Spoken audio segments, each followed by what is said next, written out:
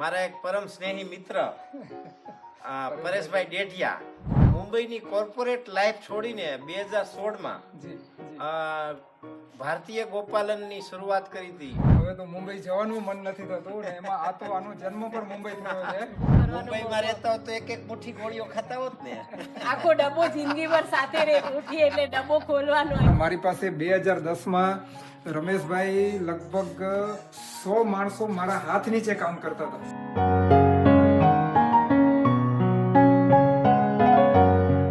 જય ગો માતા મિત્રો, વંદે ગો માતરમ.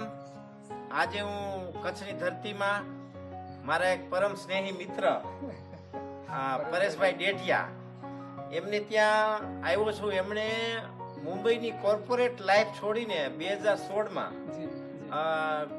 ભારતીય ગોપાલનની શરૂઆત કરી હતી. હવે એમની ગોપાલનની શરૂઆત પછી એના જીવનમાં શું ફેરફાર થયા, એમને કેવું લાગે છે, કારણ કે નાનપણથી જ મુંબઈમાં વસ્યા અને ખૂબ સારા ધંધા સેટલ અને મુંબઈની લાઈફ છોડી અને અચાનક ગામડામાં આવીને વસ્યા, તો તમને અઘરું નથી લાગતું અહીંયા? ના, બિલકુલ નહીં, ઉલટાનું. હવે તો મુંબઈ જવાનું મન નથી થતું ને એમાં આ તો આનો જન્મ પણ મુંબઈ થયો છે. અને એને તો ખરેખર ભગવાનના એટલા આશીર્વાદ થયા ને ખાસ કરીને રમેશભાઈના કે એમની શિબિર મેં ભરી 2016માં અને એના પછી આને થોડીક તબિયત નહોતી આની બરાબર, નરમ ગરમ ચાલ્યા કરી તબિયત એવી રીતે. તો ડૉક્ટરને બતાડ્યું, બધા રિપોર્ટ કરાવ્યા, કોલેસ્ટ્રોલ, બ્લડ પ્રેશર, ડાયાબિટીસ, બધું એકદમ બોર્ડર ઉપર. મેં ડૉક્ટરે દવા લખી આપી તો આ કે દવા લઈ લો. મેં કીધું નહીં, હું સાંજે જરા મેં કીધું મારે પહેલાં વાત કરી લઉં. એટલે મેં સાહેબને ફોન લગાડ્યો, રમેશભાઈને, અને મેં કીધું આવી રીતે છે.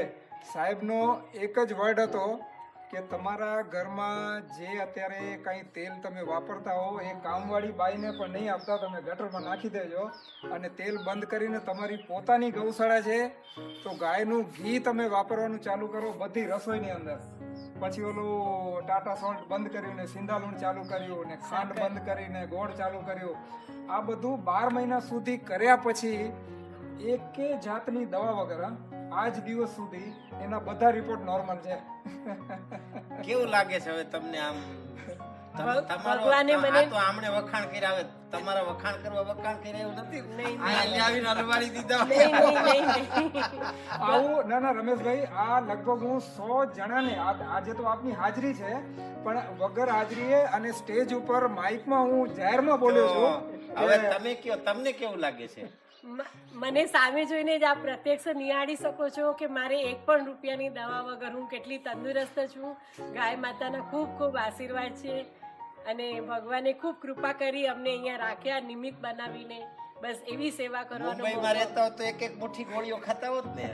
આખો ડબ્બો જિંદગીભર સાથે રહે, ઉઠી એટલે ડબ્બો ખોલવાનો. અહીંયા તો ઉઠી એટલે ઘીના દર્શન થાય છે. તો ગાય, ગામડું અને ખેતી, માણસ માત્ર બધી જાતના હિન્દુ, મુસલમાન, ખ્રિશ્ચન, ઈસાઈ કોઈ પણ માટે ગાય, ગામડું અને ખેતી એ ભારતીય નહીં સનાતન સંસ્કૃતિનું મૂળ છે. અને ગાય, ગામડું અને ખેતી એનાથી માણસ એકદમ તંદુરસ્ત, પ્રાણવાન, તેજસ્વી, નિરોગી અને સંપૂર્ણ રીતે માનસિક અને શારીરિક અને આધ્યાત્મિક ત્રણેય પ્રકારની ફિટનેસથી અને જીવી શકે. બરોબર ને?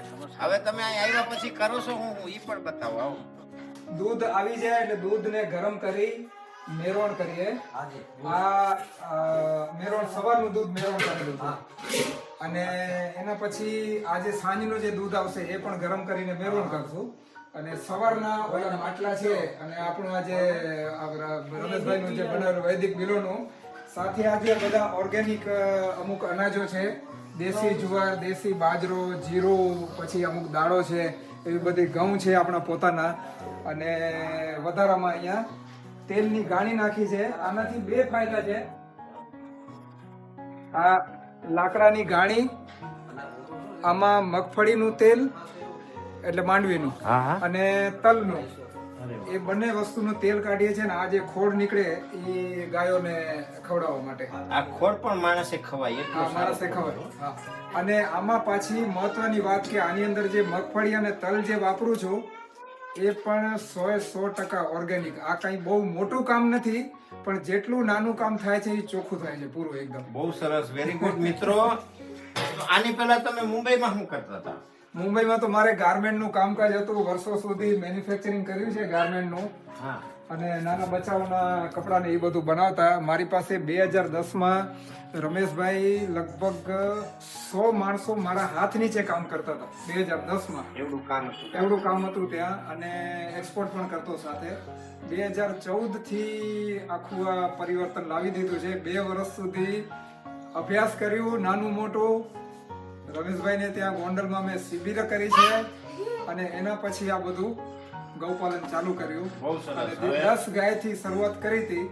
હવે આપણે આ વિડીયો જોયા પછી કોઈ તમારા સુધી પહોંચવાનો પ્રયત્ન કરે તો કેવી રીતે પહોંચી શકે? આ જગ્યા ક્યાં છે અને મારે- લોકેશન અને સરનામું? મારું કનકધારા ઓર્ગેનિક કલ્ચર અને કનકધારા ગીર ગૌશાળા આ નામ છે. એટલે યુટ્યુબ ઉપર કે ઇન્સ્ટાગ્રામ ઉપર કે ફેસબુક ઉપર બી સર્ચ કરો તો મળી જાય. અને મારું નામ છે પરેશ ડેડિયા, અને મારા નંબર છે 9137243335. મિત્રો, તમે પણ આવું કરી શકો. પરેશભાઈ, ઉંમર કેટલી છે તમારી? અત્યારે 55 છે. 55 વર્ષની ઉંમરમાં માણસ આવું કરી શકતા હોય તો તમે દેશના યુવાન, દેશ માટે કામ છે, આ દેશનું કામ છે. તમે સારી ક્વોલિટીની પ્રોડક્ટ તૈયાર કરો. ઘી, દૂધ, અનાજ, કઠોળ, શાકભાજી ઉત્તમ ગુણવત્તાના ઝેર મુક્ત, એનાથી પ્રાણવાન અને તંદુરસ્ત સમાજનું નિર્માણ થઈ શકે. એટલે આ એક સામાન્ય કાર્ય નથી. ભલે નાનું લાગે પણ વિશ્વનું સૌથી મોટું પુણ્યનું કામ છે. તમે દરરોજ 51 માળા કરો એના કરતા પણ વધારે પુણ્ય છે કે તમે કોઈ માણસને સારી અને તંદુરસ્ત વસ્તુ આપો, ઝેર મુક્ત વસ્તુ આપો, બીજાનું જીવન બચાવો, સમાજ બચાવો અને દેશ બચાવો. જય ગૌ માતા, વંદે ગૌ માતરમ, ભારત માતા કી જય.